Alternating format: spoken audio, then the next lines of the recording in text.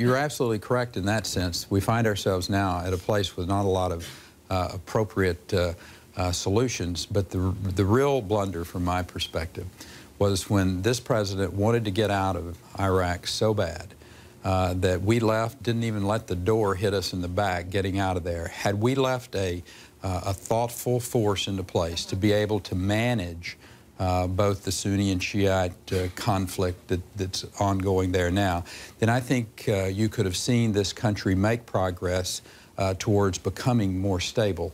And that was our goal always, is to bring this country to stability, to let it get back economically.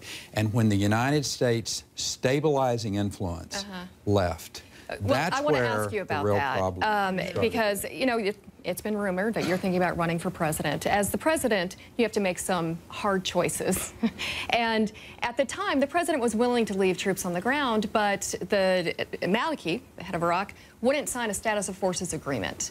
And, you know, of course, Maliki is being propped up by Iran. He's not doing anything to stop the sectarian violence. He has basically ostracized Sunnis from the government, taken away important rights. I want to ask you a couple of questions about exactly what you would do. Number one, would you have left troops on the ground without a status of force agreement?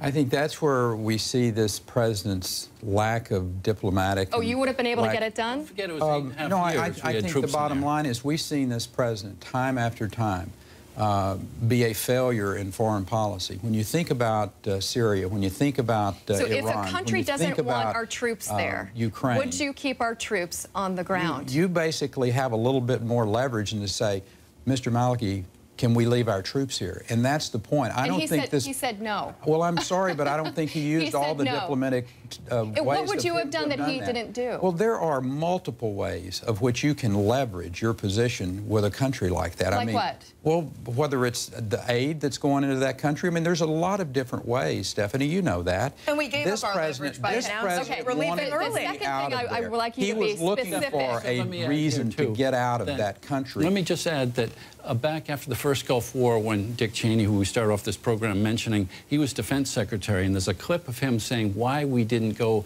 after Kuwait, pushing Saddam out of Kuwait, why we didn't go into Iraq. And he talks about the Kurds and the Sunnis and the Shia, and he said we just didn't want to get into that quagmire. And then, for some reason, 10 years later, back in we are, and it's prophetic, the first Cheney, as to what we got into. And the first Bush was right. Let's push him out of Kuwait and then contain him. And that was working. So what do we do now? Specifically, what do we do now? Well, lots of people are for airstrikes. Are you for airstrikes? No, I think there are a number of ways, and we don't have to actually signal all the things that we're going to do. Whether you pick up the Wall Street Journal this morning and you see a headline that says, you know, there will be no airstrikes. I think that is a major diplomatic problem of signaling what we're going to be doing.